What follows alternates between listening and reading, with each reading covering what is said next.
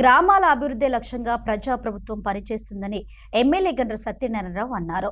అభివృద్ధి సంక్షేమ ఫలాలు ప్రతి ఒక్కరికి అందేలా చూస్తానని తెలిపారు. సోమవారం భూపాలపల్లి నియోజకవర్గం కొత్తపల్లి గోరి మండలం చెన్నాపూర్ గ్రామంలో 25 లక్షల ఎస్డీఎఫ్ నిధులతో నూతనంగా నిర్మించిన గ్రామ పంచాయతీ భవనాన్ని ఎమ్మెల్యే ముఖ్య అతిథిగా హాజరై ప్రారంభించారు. ఈ సందర్భంగా ఎమ్మెల్యేకు గ్రామస్తులు శాల్వలు కప్పి మహిళలు కోలాటాల నడుమ ఘన స్వాగతం పలికారు. జీపీ భవనంలో సెక్రటరీ గదిలో గ్రామ కార్యదర్శికి ఎమ్మెల్యే శాల్వ కప్పి అభినందించారు.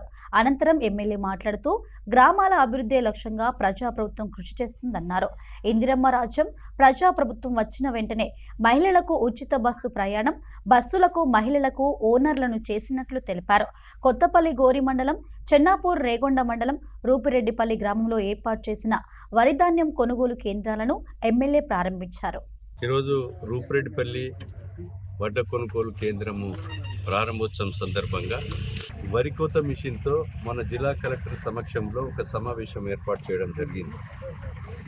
ఆ సమావేశంలో agriculture officer, sub inspector police, అదేవిధంగా రెవెన్యూ తహసీల్దార్ వీళ్ళొక సమావేశపరిచి వరి కోత మిషన్ ఏదైతే ఆర్పిఎం ఉందో 18 నుంచి 20 నంబరు మీద పెట్టి వరి కోత మిషన్ బ్లోయర్ ఆన్ చేసి మిషన్ పొలంలో స్టార్ట్ చేసే విధంగా రైతు యజమాని ఆ నంబర్ చూసుకోవాలి. ఒకవేళ ఆ నంబర్ను ఇన్ని సంవత్సరాలు కూడా వరి కోత మిషన్దారులు మోసం చేశారు రైతులను. మీరు 20 నంబరు పెడితే వడ్లు వెళ్ళిపోతాయని. అసలు వడ్లు వెళ్ళిపోవడే ముచ్చటే లేదు. వడ్లు వెళ్ళిపోతాయి అనడానికి ఆస్కారమే లేదు. ఇంజనీర్లు తయారు చేసిన, శాస్త్రజ్ఞులు తయారు చేసిన మిషన్ అది.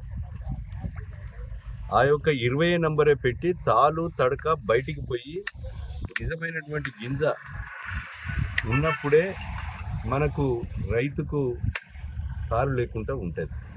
మిల్లుకు కాంటాలు పెట్టేసి అది చేయాలి. రైతు కాంటా పెట్టుకున్న తర్వాత ట్రక్ షీట్ ఇచ్చేయాలి. ఆ కాంటాలో ఉన్న వడ్లు ఎవరైనా ఎత్తుకపోయినా, రైస్ మిల్ కట్ చేసినా, డిఆర్డిఏ పీడీ వడ్ల కొనుగోలు కేంద్రం ఐకేపీ నడిపితే వారు బాధ్యత తీసుకోవాలి. అదేవిధంగా సహకార సంస్థ నడిపిన వాళ్ళు, సహకార సంఘం డీసీఓ పూర్తి బాధ్యత తీసుకోవాలి. ఈరోజు దీన్ని అందరూ కూడా పాటించి, ఇంకా మీ రైతు సంఘమో, మ్యాక్సో, లేకపోతే ఓడిఎస్ఎంఎస్ఓ ఎవరు నడిపినా కూడా ఆ సంస్థలే బాధ్యత వహించేసి, మరి క్వింటాల్కి 32 రూపాయల కమిషన్ కూడా ఈరోజు సివిల్ సప్లై నుంచి వాళ్ళకి అందియడం జరుగుతుంది. పెండింగ్ ఉన్నటువంటి కమిషన్ను కూడా డిఎం వెంటనే వాటికి విడుదల చేసి పేమెంట్ ఇవ్వవలసిందిగా నేను కోరుతున్నాను. ఈ విషయాలన్నీ కూడా పాటించి రైతులకు నష్టం జరగకుండా, ఎలాంటి లోటు రాకుండా, ఇబ్బంది రాకుండా వీళ్ళందరూ వడ్ల కొనుగోలు కేంద్రాలు నడిపేటువంటి పిఎస్సిస్ కానీ, ఐకేపీలు కానీ, వివిధ సంస్థలు పాటించవలసిందిగా నేను కోరుతున్నాను.